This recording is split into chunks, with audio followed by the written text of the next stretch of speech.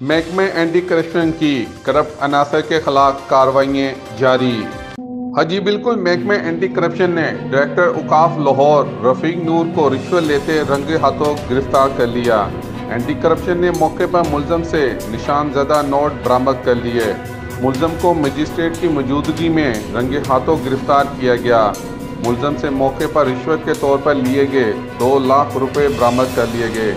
मुलजम ने ठेकेदार से सरकारी काम की अदायगी के लिए रिश्वत तलब की थी।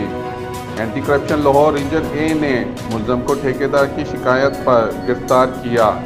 करप्शन फ्री पंजाब के लिए जद्दोजहद जारी रखेंगे तर्जुमान anti corruption. Cameraman Mohammad Hasan के साथ मलिक मोहम्मद इमरान, अब तक टाइम न्यूज़।